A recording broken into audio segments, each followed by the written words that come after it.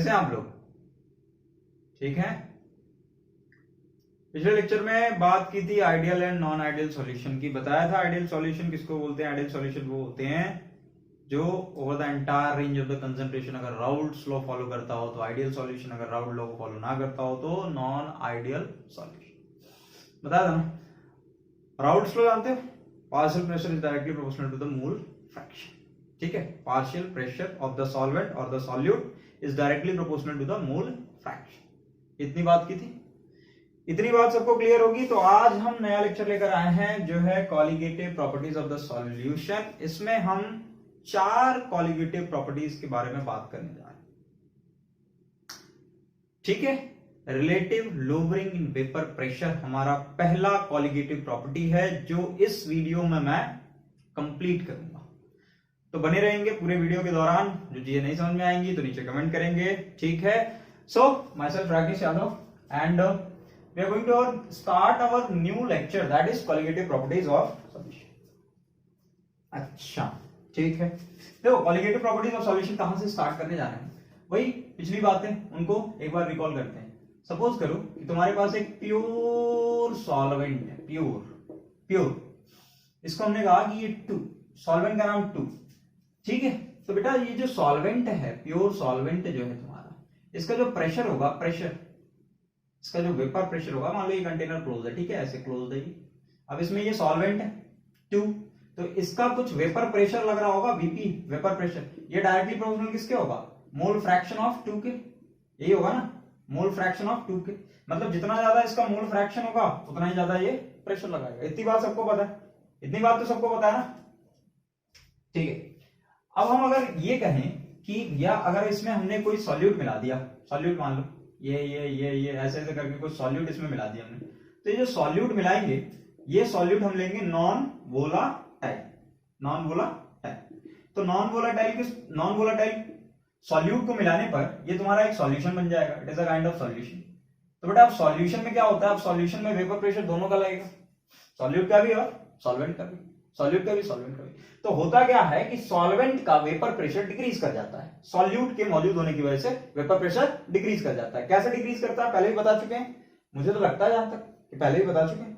Vapour pressure कैसे decrease करता है? देखो भैया, वेपर प्रेशर डिक्रीज ऐसे करेगा कि जो सॉल्यूट होंगे, सॉल्यूट के पार्टिकल्स, वो सॉल्वेंट के पार्टिकल्स को पकड़ लेंगे और पकड़ने की वजह से इनको ऊपर की तरफ नहीं जाने देंगे, मतलब इवेपोरेट आसानी से नहीं हो पाएगा। और इवेपोरेशन अगर कम होगी तो भैया यहाँ पर वेपर भी कम बनेंगे। बात समझे? इवेपोरेशन अगर कम होगी तो वेपर कम बनेंगे, वेपर कम बनेंगे तो फिर वेपर प्रेशर कम होगा। ऐसा हमने पहले पढ़ रखा है।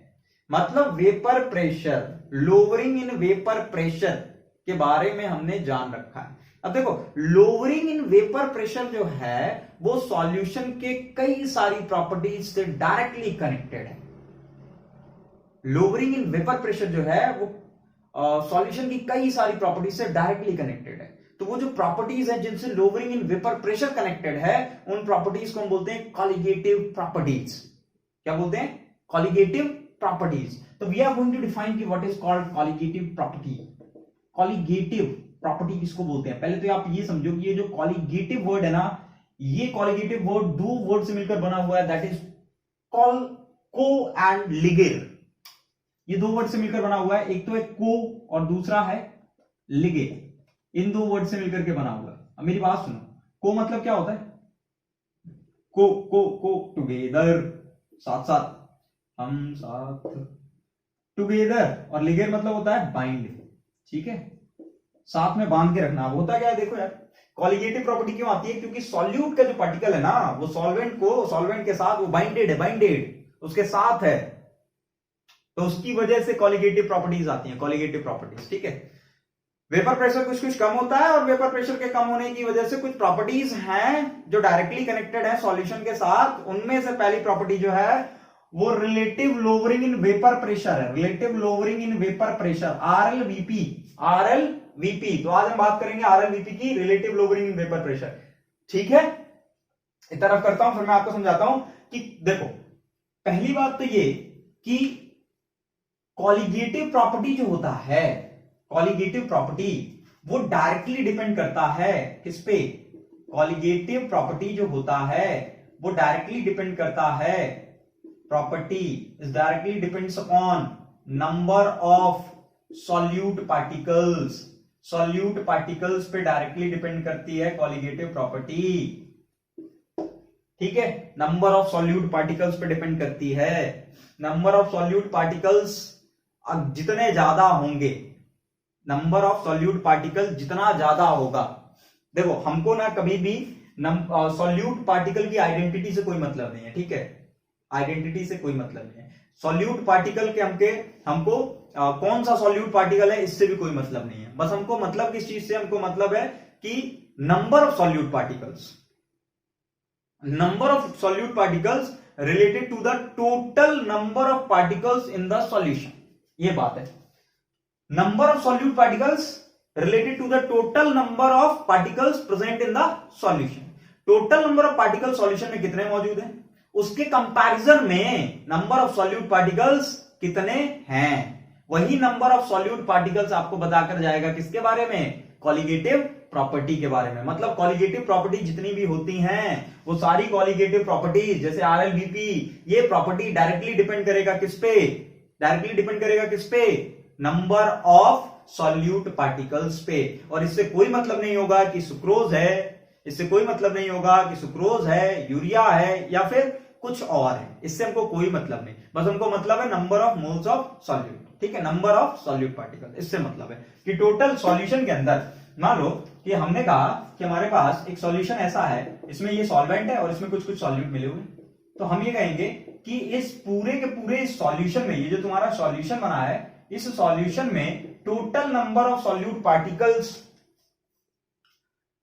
Total number of solute particles in comparison with the total number of the particles of solution कितने हैं।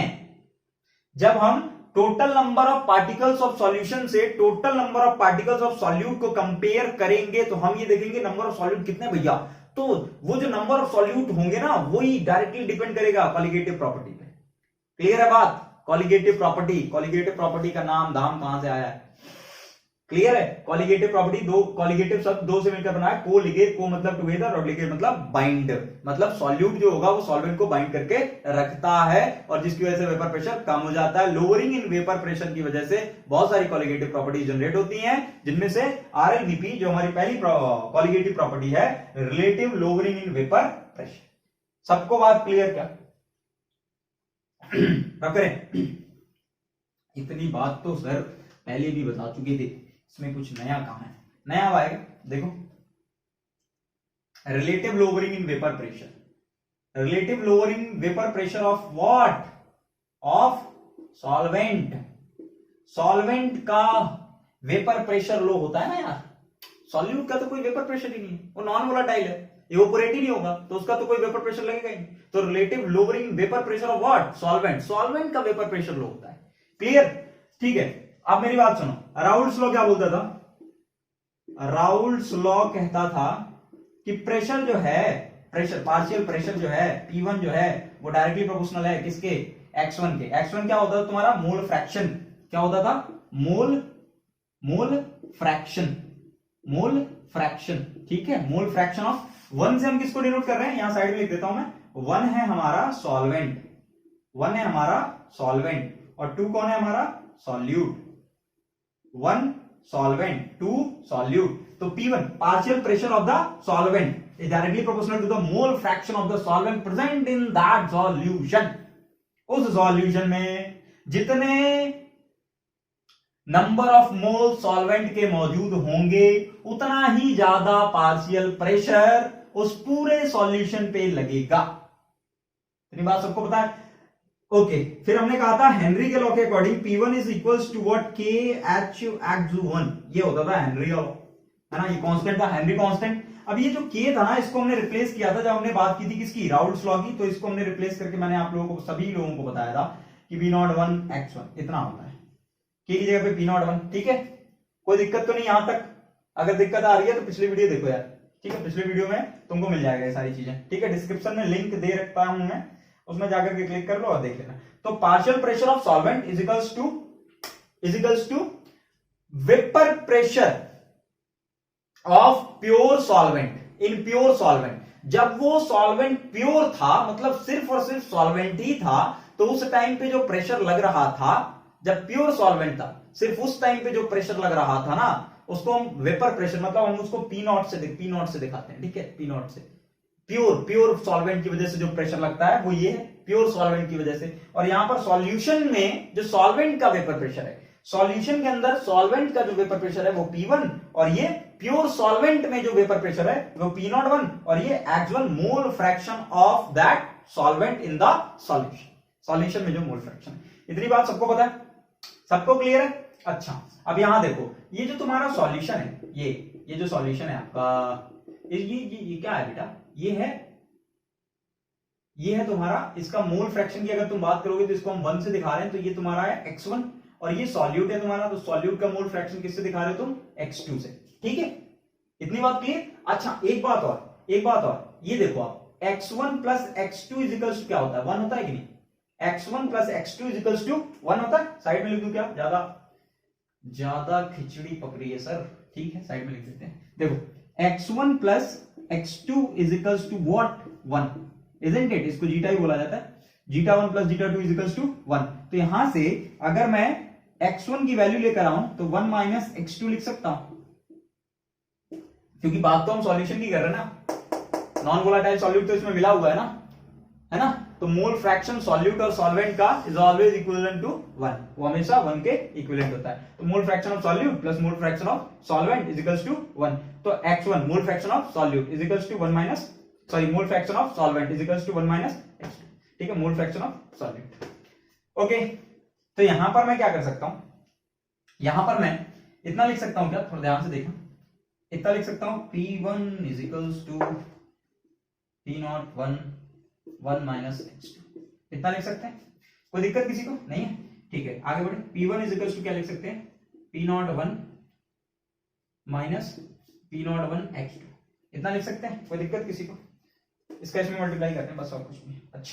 अच्छा, अब देखो, अब हम क्या कर रहे हैं, इसके आगे यहाँ लिखता हूं मैं, यहां पर लिखते हैं, तो हम इस चीज को इधर लेकर के जा रहे हैं, इस चीज को इधर लेकर जा रहे हैं, ठीक है? तो हमारे पास क्या आएगा? P1 माइनस P01 और is equals to minus P01 x2, इतना लिख सकते हैं।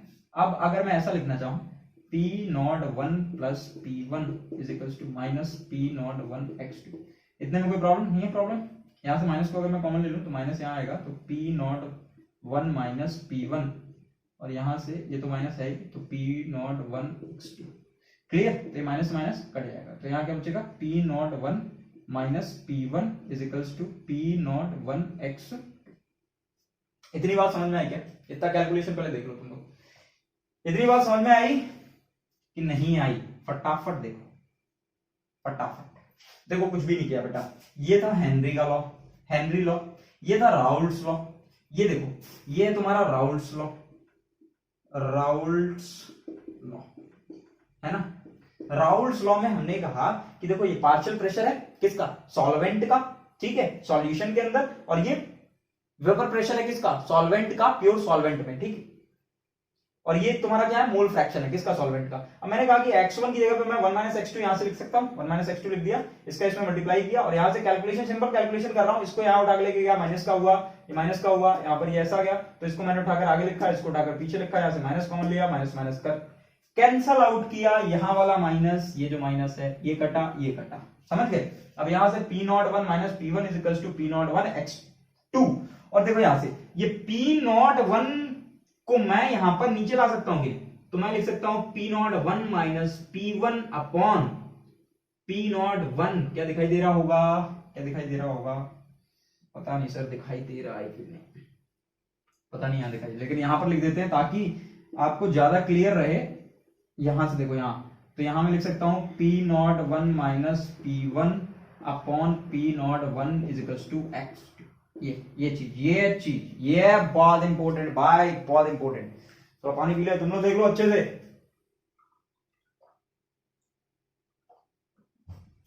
ये बहुत इंपॉर्टेंट, यहां देखो अच्छे से, ध्यान से देखना, ये P01 क्या था? है प्योर सॉल्वेंट में वेपर प्रेशर किसका? सॉल्वेंट का ही, और ये P1 क्या है? सॉल्यूशन में वेपर प्रेशर, सॉल्यूशन में सॉल्वेंट का vapour pressure divided by pure. भैया देखो ध्यान से देखना, ये प्योर में से पार्शियल प्रेशर घट गया, देखो लोअर हो रहा है, lowering in vapour pressure, lowering, यहां देखो, यहां पर ये देखो लोअरिंग इन वेपर प्रेशर। पहले वेपर प्रेशर जब सिर्फ और सिर्फ सॉल्वेंट था तो वेपर प्रेशर ये था, फिर जब सॉल्यूशन में उसको मिला दिया गया तो उसका वेपर प्रेशर जो था वो थोड़ा घट गया होगा ना, तब से तो हम यही बात कर रहे हैं कि वेपर प्रेशर कम हुआ होगा, तब से तो यही बात कर रहे हैं कि वेपर प्रेशर कम हुआ होगा। तो देखो ये pure vapour pressure, sorry you can say pure solvent का वेपर प्रेशर, और ये सॉल्यूशन में सॉल्वेंट का वेपर प्रेशर, ये सॉल्यूशन में सॉल्वेंट का वेपर प्रेशर, और ये प्योर सॉल्वेंट में सॉल्वेंट का वेपर प्रेशर, है ना। तो प्योर में से देखो, प्योर में से सॉल्यूशन वाले वेपर प्रेशर को माइनस करें, मतलब कि हमको यहां पता चलेगा कि कितना वेपर प्रेशर लो हुआ, लोअरिंग इन वेपर प्रेशर। और जब हम उसी को टोटल वेपर प्रेशर, मतलब pure vapour pressure, pure solvent का जो वेपर प्रेशर था उससे जब हम कंपेयर कर रहे हैं तो हमको मिल रहा है relative lowering in vapour pressure. यही तो कहानी है यार, this is the story, this is the game, this is the case, यही केस है, समझ गए क्या।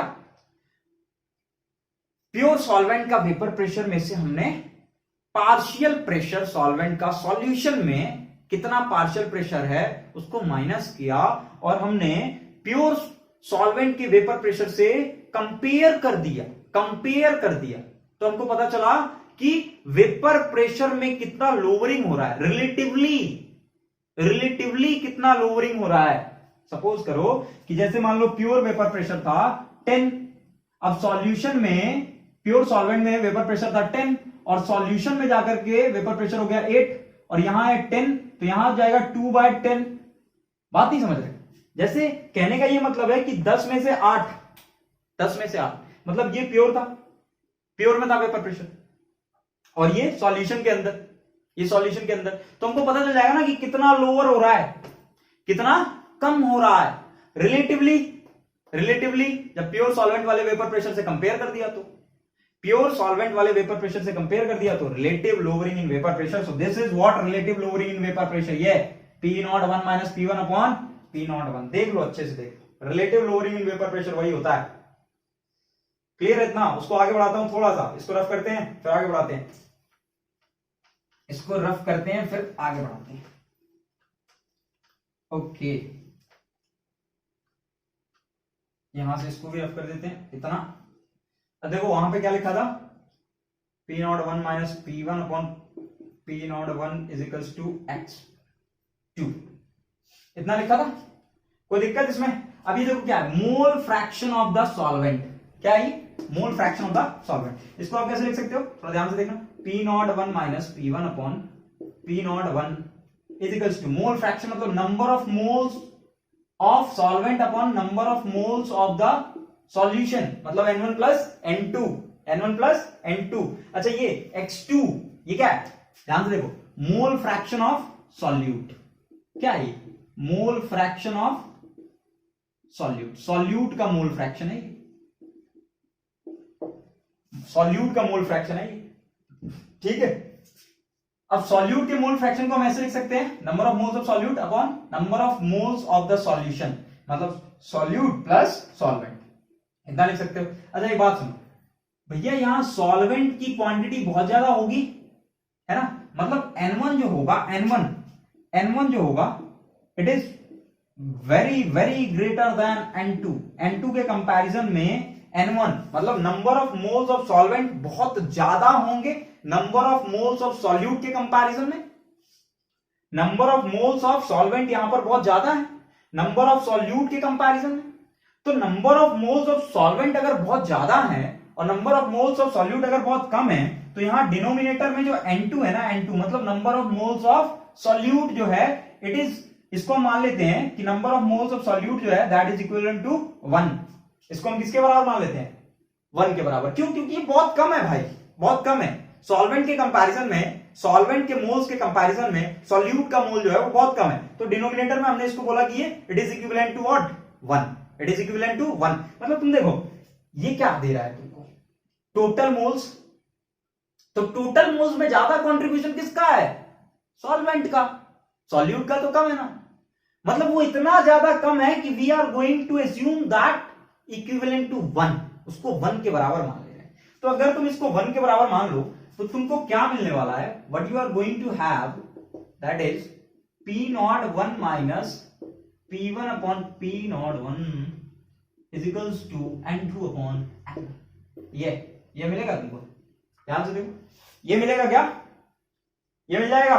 N2 को हमने किसके बराबर मान लिया, 1 के बराबर। अगर इतना मान लिया तो N2 का, तो wait of solute upon molar weight of solute, number of moles का फॉर्मूला क्या होता है, नंबर ऑफ मोल्स का फॉर्मूला क्या होता है, इधर रफ करता हूं फिर लिखता हूं, नंबर ऑफ मोल्स का फॉर्मूला क्या होता है, what is the formula for number of moles है, नंबर ऑफ मोल्स का फॉर्मूला होता है wait of solute upon molar weight of solute. ये अगर सॉल्यूट की बात करें तो, और सॉल्वेंट की बात करें तो number of moles of solvent is equals to weight of solvent upon molar weight of solvent, ये होता है। तो देखो N2 की जगह पे क्या लिख सकते हैं, N2 की जगह पे what we can write, N2 की जगह पे क्या लिख सकते हैं, N2 की जगह पे लिख सकते हैं wait of solute upon molar weight of solute. N1 की जगह पे क्या लिख सकते हो आप, N1 की जगह लिख सकते हो आप wait of solvent upon molar weight of solvent, इतना लिख सकते हो। ये घूमकर ऊपर चला जाएगा, ये घूमकर ऊपर, तो यहां जाएगा तुम्हारा weight of solvent upon molar weight of solvent. देखो समझ में आया, इतना समझ गए, number of moles of solute बराबर weight of solute upon molar weight of solute, उठा के रख दिया। Number of moles of solvent बराबर weight of solvent upon molar weight of solvent, तो मोलर वेट ऑफ सॉल्वेंट को नीचे से उठाकर लेकर के ऊपर, तो ये तुम्हारा फाइनल फॉर्मूला बनेगा, दैट इज ये फाइनल फॉर्मूला बनेगा आपका। और जो आपको याद रखना है, which you have to learn बेटा, जो आपको याद रखना है that is P01 minus P1 upon P01 is equals to weight of solute upon molar weight of solute into molar weight of solvent upon weight of solvent. This is your important formula, यही है आपका important formula, नहीं समझे, यही है आपका important formula. अब बात सुनो, अगर तुमको वेपर प्रेशर दिया हो प्योर सॉल्वेंट का, वेपर प्रेशर अगर आपको दिया हो प्योर सॉल्वेंट का, और वेट ऑफ सॉल्यूट दे दिया हो, मोलर वेट ऑफ सॉल्यूट दे दिया हो, वेट ऑफ सॉल्वेंट दे दिया हो, मोलर वेट ऑफ सॉल्वेंट दे दिया हो, और तुमसे पार्शियल प्रेशर अगर पूछ दिया तो निकाल लोगे ना, निकाल लोगे कि नहीं। अगर तुमसे ये पूछ दिया वेट ऑफ सॉल्यूट अगर पूछ दिया और ये सब कुछ दे दिया तो भी निकाल लोगे, बात समझ गए। वेट ऑफ सॉल्वेंट पूछ दिया तो सब कुछ दे दिया तो भी निकाल लोगे, आसानी से निकाल लेंगे, है कि नहीं। So this is what your relative lowering in vapour pressure, ये relative lowering in vapour pressure के लिए तुम्हारा इंपोर्टेंट फॉर्मूला है। This is your important formula for relative lowering in vapour pressure, clear. अब देखो लोवरिंग इन वेपर प्रेशर ये था, इससे इसको रिलेट किया तो relative lowering in vapour pressure हुआ। तो relative lowering in vapour pressure किस पे डिपेंड कर रहा है, किस पे, मोल फ्रैक्शन ऑफ सॉल्यूट पे, सॉल्वेंट पे नहीं, मोल फ्रैक्शन ऑफ सॉल्यूट पे। और mole fraction of solute is equal to क्या होता है, number of moles of solute upon total number of moles, है कि नहीं। मतलब मोल फ्रैक्शन किस पे डिपेंड कर रहा है, number of moles of solute पे। मतलब ये relative lowering in vapour pressure indirectly किस पे डिपेंड कर रहा है, number of moles of solute पे। मतलब सॉल्यूट जितना ज्यादा होगा उतना ही वेपर प्रेशर जो हो जाएगा सॉल्यूशन का वो लोअर हो जाएगा, कम हो जाएगा। मतलब it directly depends upon the number of moles of solute. अब यहां ये मैटर नहीं करता कि तुमने यूरिया डाला, कि तुमने सुक्रोज डाला, कि तुमने क्या डाला, इससे कोई मतलब नहीं है। बस मतलब किससे है, सॉल्यूट की क्वांटिटी से है। भाई नंबर ऑफ मोल्स उसके बढ़ जाएंगे तो उसका मोल फ्रैक्शन बढ़ जाएगा। तो जितना ज्यादा मोल फ्रैक्शन होगा उतना ही ज्यादा वेपर प्रेशर लो होगा। क्लियर है बात, समझ में आ गई बात। तो ये है बेटा तुम्हारा relative lowering in vapour pressure. मुझे लगता है सबको क्लियर हो गया होगा। अब इसके आगे हम क्या है कि एक न्यूमेरिकल करने जा रहे हैं इसके बेसिस पे, ठीक है।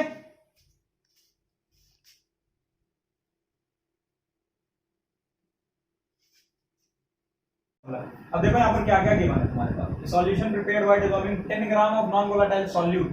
10 ग्राम मतलब वेट ऑफ सॉल्यूट तुमको दिया, मतलब W2 has been given that is 10 gram, given है ना, in 200 gram of water, water का भी दिया हुआ है, वाटर का भी दिया हुआ है, कितना है 200 ग्राम, ठीक है। इट हैज वेपर प्रेशर इतना, वेपर प्रेशर इतना दिया हुआ है, मतलब P1 is equals to 31.84 given है। Calculate molar mass of solute, मतलब तुमको निकालना है M2 निकालना है, मोलर मास ऑफ सॉल्यूट निकालना है, ठीक है, तुमको M2 निकालना है, molar mass of solute. Vapour pressure of pure water, pure water का वेपर प्रेशर तुमको कितना गिवन है 32 mm और ये 31.8 इतना था। अब इसको उठाकर तुम बस फॉर्मूला में रखो और कुछ नहीं करना तुमने।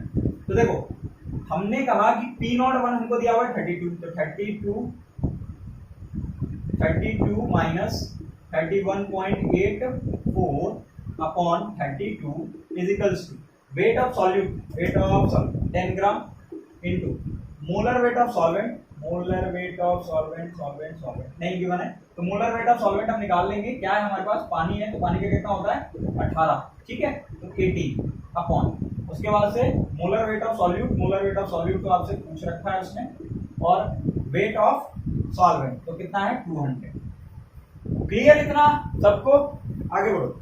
इसमें तो इसको माइनस करोगे तुमको मिलेगा 0.16 अपॉन 32 इजिकल्स टू, ये हो जाएगा 10 इंटू, यहाँ से कैंसिल आउट कर सकते हैं, ये कट गया, यहाँ से बचेगा तुम्हारा 18 अपॉन M2 इंटू 20 इतना आएगा। अब यहाँ से ये पॉइंट आ दिया हमने, यहाँ नीचे जो दो जीरो बढ़ा दिए, तो ये 62 ये 200 आया, यहाँ से एक जीरो से ये जीरो कैंसिल, ये 2 से ये 10 टाइम्स चला जाएगा, 10 टाइम्स। अब देखो ये 10 इधर जाएगा और M2 इधर, तो M2 इक्वल्स टू क्या हो जाएगा 18 इंटू 10, ठीक है, तो M2 बराबर आ जाएगा तुम्हारा 180 ग्राम पर मोल, ये आ गया तुम्हारा मोलर वेट ऑफ सॉल्वेंट। आया सबको समझ में? देखो कुछ भी नहीं था क्वेश्चन में, सब कुछ दिया हुआ था, केवल तुमसे मोलर वेट ऑफ सॉल्वेंट पूछा था। ये फॉर्मूला याद रखो, बस फॉर्मूला याद रखो, बाकी सारी कहानी बन गई, ठीक है। एंड ये क्वेश्चन तुमसे पूछा था CBSE 2013, this question was asked, ठीक है, बोर्ड के एग्जाम में 2013 में क्वेश्चन पूछा था। सिंपल फॉर्मूला था हमारे पास, फॉर्मूला पुट किया and finally molar weight of solvent निकाला, ठीक है। इतनी बात क्लियर हुई, RLBP क्लियर हुआ। न्यूमेरिकल्स आप लोग प्रैक्टिस करते रहेंगे, जितने न्यूमेरिकल्स हो सकते हैं उतने आप प्रैक्टिस करो, ठीक है।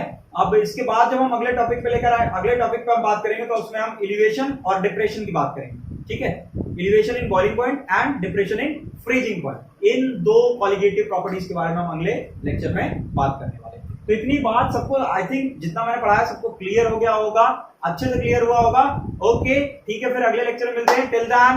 टिल देन खूब पढ़ो, मन से पढ़ो, जितना पढ़ सकते हो उतना पढ़ो। Thank you.